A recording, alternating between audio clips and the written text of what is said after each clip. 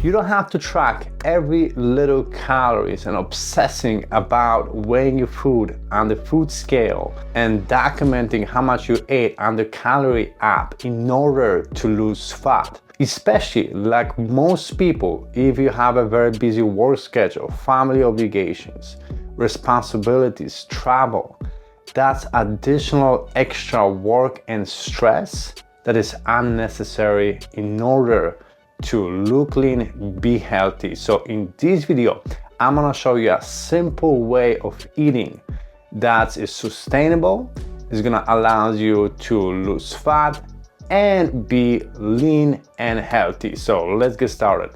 Now, I do believe that tracking can be beneficial, especially initially, because it's gonna give you awareness of how much calories and macronutrients you're actually eating, but it's not necessary to lose fat. So the way you can lose fat without tracking, obsessing about eliminating certain food sources, going on specific diets, tracking your calories, weighing your food, is following an approach that I call it flexible intuitive eating, that focuses on prioritizing 80 to 90% of food sources that comes from whole foods. So we're looking at lean protein sources like chicken, fish, lean steak, eggs, Greek yogurt. You can also supplement with protein powders. If you are vegan or vegetarian, you can get protein from certain high protein vegetable sources or supplement with protein powders. We're also looking at good complex carbohydrates like potatoes, rice, oatmeal, fruits, vegetables, and healthy fats like walnuts, avocado. If majority of your food contains those food sources, like I said, 80 to 90%, you can have 10-20% of room for, your pleasure treat meals, then you're gonna be in a good place, because those foods are high volume, low calorie, but nutritious foods, meaning that they're gonna fill you up, they're gonna satisfy you, and it's gonna be difficult for you to go over on your calorie intake. So we talk about food sources. Now, when it comes down to meal frequency, I like to eat anywhere between 3 to 5 meals, depending on your preferences and your schedule. I think that's a good amount of frequency. And we want to eat until we are 80 to 90% satisfied, not stuffed. And that's going to allow you to eat in a way that's going to help you to lose fat. If you're eating 3 to 5 good quality, well-balanced foods that focuses primarily on whole foods and making sure that each meal contains a protein source, because that's going to be very important when we're trying to lose fat, because at the end of the day, we don't want to just lose the weight, right? Because weight is muscles, is fat, water, organs, bones, and that's just a food in your stomach. What we want to focus is on preserving muscle mass and losing fat. That's why we want to make sure that we're getting enough protein in our diet to preserve muscle. And protein is the most satiating macronutrient, which is going to help you to feel more satisfied when you're under a fat loss diet, so you don't feel as hungry. So each meal, we wanna make sure that we're getting enough protein or have a protein source, and then having a good quality carbohydrates and fat. And we wanna eat until we are 80 to 90% satisfied. Now, how can we monitor and adjust, and knowing what we are doing is actually working and allows us to lose fat? So there are a few things we can do. First of all, monitoring your weight. I would recommend to check your weight anywhere between 2 to 3 or maybe even more times per week. Ideally, first thing in the morning on the empty stomach after you go to the bathroom, because that's gonna give you more accurate indication of your body. If you're checking your weight at night, you might have food in your stomach, water retention, things like that. So we wanna check first thing in the morning and monitor after a few weeks, how your body is responding to the way you eat. If on average you're losing around half to a pound per week, that means you are in a good place. Now, something to keep in mind is that your weight is gonna fluctuate. Your weight might go up and down a few pounds due to water retention because maybe you had more sodium on your dinner, or maybe you still have food in your stomach, things like that. So don't make a decision based on one reading. Look on bi-weekly or 3 weeks patterns. And if on average you're losing half to a pound per week, then you are in a good place. Continue eating the way you're eating, continue doing what you are doing, you're in a good place. Now, if you're not losing half to a pound after 2-3 weeks, then we can make adjustments. And the way you can make adjustments is just lower your portion sizes, decrease around 15 to 20% of your food from carbohydrates and fats, keep the protein the same, or increase your activity level, maybe a little more cardio, or combination of both. That's going to be depending on what you can be more consistent with it and what you can actually realistically do based on your schedule. And then make adjustment. Then once you're monitoring your weight and you're losing fat again, then that means you're in a good place. If not, you might decrease your food's portions a little bit more or increase your cardio a little bit more.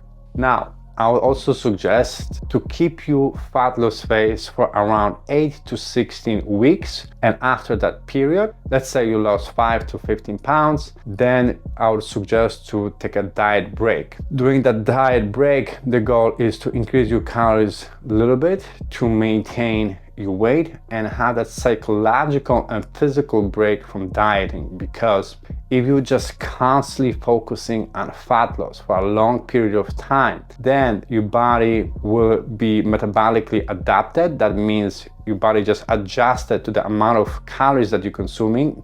You're gonna be very calorie efficient. So for you, in order to continue losing fat, you will have to eat less.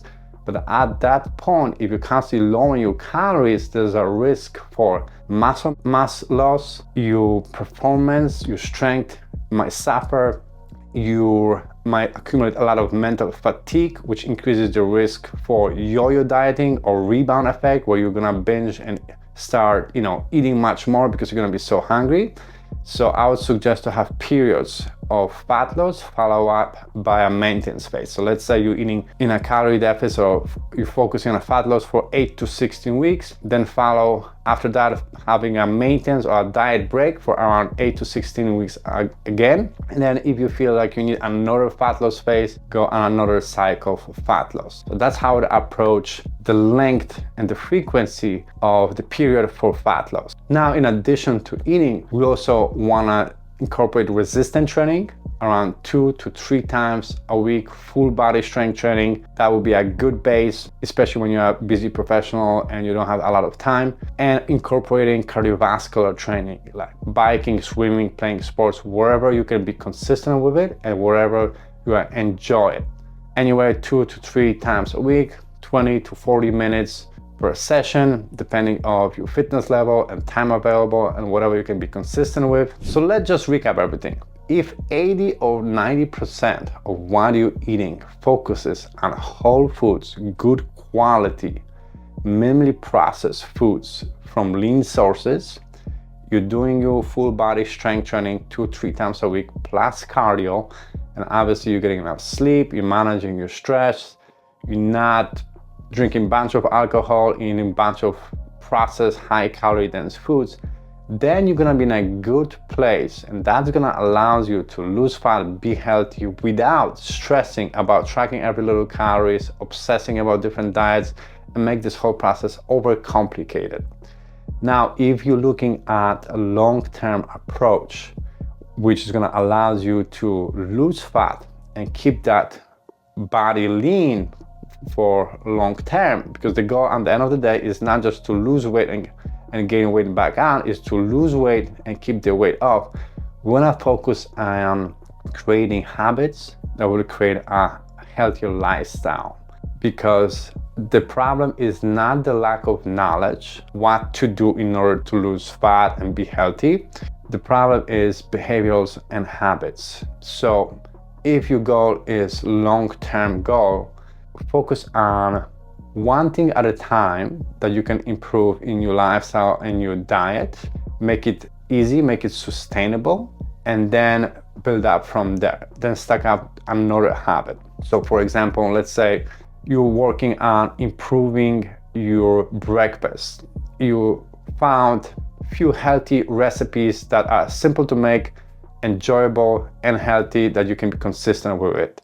Once you're doing that for around 2, 3, 4 weeks and it becomes part of your eating routine, then you can transition to lunch, do the same thing for the lunch, then dinner, so on and so forth. Or maybe you're working on being consistent with 2 or 3 times a week strength training, on doing a little bit more cardio, or you're working on getting enough sleep. The point is you're working on one thing that is easy for you, you can be consistent with it, that becomes part of your routine, part that you're doing something automatically that doesn't require willpower, and then transitioning to another habit. So if you're prioritizing whole foods, you're doing your training, strength training, you're doing your cardio, you're getting enough sleep, and you're developing healthier habits that you can be consistent with it and that can be sustainable for you for a long time, because this is a marathon, this is not a sprint. This is not just a temporary diet that you're gonna go for and then gain all that weight back on. We want to be healthy, be lean for the rest of our life. Now, this is for regular people. This is not for bodybuilders who are preparing for a stage, for an event, or models that are preparing for a photo shoots. In that case, yes, maybe you have to track your calories much more rigorously. And those little details matters, those little small percentages matter for the competition. But if you are just a regular person who wants to get healthy, wants to get lean and have a good, healthy, sustainable lifestyle, that's unnecessary. So following those basic principles is gonna allow you to be lean and be consistent. And that's happened to me personally. For the last few years, I've been obsessed about tracking my food on the food scale and documenting on my fitness by my calories. And I realized that caused more stress and more work that was worth it. And especially when I get very busy with work and remodeling my house, many other obligations, that was just additional stress, additional responsibility or thing to do or thing that I needed to think about that was unnecessary. And now I'm eating more flexibly, more intuitively. Obviously that comes also with time and experience, but now I don't have to track and I feel like I'm still getting leaner and my performance on the gym is good. I'm feeling good, I have energy, and I think you can do it as well. So I hope that was helpful. Thank you so much for watching and I'll see you on the next video.